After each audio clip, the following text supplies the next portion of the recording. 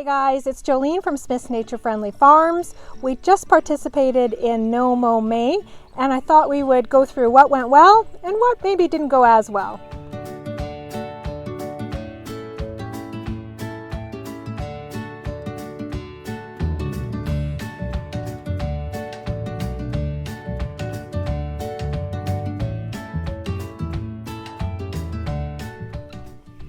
So you can see that we've complied utterly to our no-mow process, and you can barely see that there is actually a chicken back there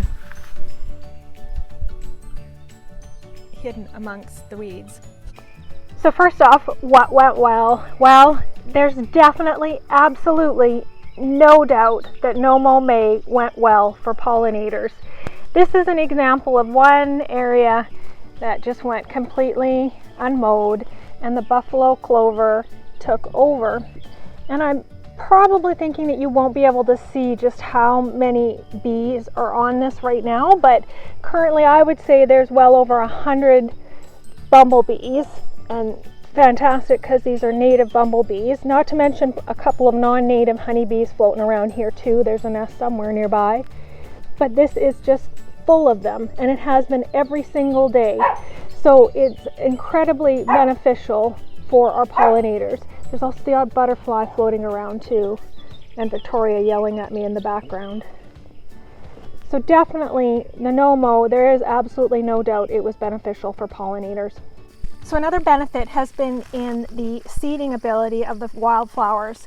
So all these dandelion-like flowers would normally have been mowed down before they got the opportunity to be this big and would not thrive. So now there is this mass amount of seed that will be drifting off into the air and coming back next year when we participate in No Mow May. Another benefit of No Mow May has been in the fact that we've seen flowers we've never seen in our yard before. So this one here I've learned is a lady trusses orchid, and it does grow by the root. I don't think it actually seeds, but I could be wrong on that. But because we keep mowing it and it grows by the root, it doesn't die off, but we never get to see it. So it's been pretty exciting to see this all over the yard. And this one is neat because it literally like wraps around like a pole as the flower grows. So it's a really cool one. I was quite surprised to see it. So No Mow May has presented new flowers in a yard we never knew we had. We're typically mowing them down during their season. Okay, so one of the downsides of No Mow May has been in the areas that pretty much just have grass taking over. It makes it a little bit difficult to walk. It's a little unnerving to constantly have weeds touching your legs and stuff. So I didn't love that. This is a common area. I walk to the compost container back there and dump compost, and there's all this tall grass in the way. And these are our muscadine areas that normally I would keep pretty mowed. They didn't get a lot of flowers that popped up, but they did get a lot of grass, and whether or not these grasses are actually native is hard to tell. But in general, mostly grass occurred back here. Now some of the buffalo clover did come up in here, which is great.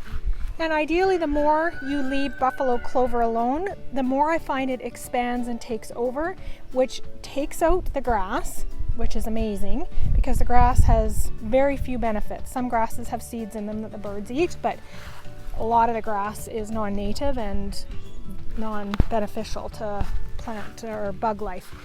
So buffalo clover will take over time, and it also makes it less needy for mowing, which is fantastic. So I will be actually quite happy to mow this section in particular again, and in and around the garden where I'm walking a fair bit, because I like to have my legs clear and free. My biggest issue is actually, most people I know it's snakes, but for me it's ticks, and I really, really don't like a tick. So I like to keep my areas as clean as possible in and around where I'm working constantly. Obviously we've got lots of nature-friendly zones, but where I'm stepping in and out of the garden all the time, I really want the weeds gone. I also think not mowing was overall much kinder to the nature that was in our yard during May. Spring is a really busy time in our yard. There are lots and lots of birds that have nests, which is such an enjoyment. But as some of them nest, like we have one nest that's just up at the peak of the house, up in the corner. And when they nest, there's a bunch of baby birds, and I usually mow down that patch in there, and it's really loud and scary. Mom and Dad fly away, don't bring any food during that time frame. So I think it's much kinder to them to not mow, and it worked out that by the time I was done with No Mow May, they've already moved on. So I do think No Mow May was quieter in a noise sense for nature, which was great. So the only other downside to No Mow May is in the fact that some of the plants that have come to fruition in the yard are actually non-native and aggressive. So some of the plants that have gone to seed that may actually not be very well wanted in the garden or the yard, and that's a downside of when you don't mow. Mowing actually prevents some of those guys from coming to life. However, they're pretty aggressive no matter what, so at this point I think the win definitely goes to No Mow May and allowing the pollinators to get access to things like the buffalo clover and all the other native plants that came to fruition. So we are super happy with No Mow May. We would certainly participate in it again. Special thanks to my husband who supported me. He's a lawnmower guy, and he kind of looks at the yard and shakes his head. But weed is just a misunderstood plant, and I'm happy that they came to fruition and the bees got lots of access to them this May. We're not rushing out to mow them down. The buffalo clover that you saw in this video will actually be maintained and held on to for as long as they continue to pop up, and we'll continue to plant more and more areas that protect for the pollinators. So that's it, guys. That was our No Mow May. Hope you found it interesting. As always, we love to hear your comments, and be friendly, be kind.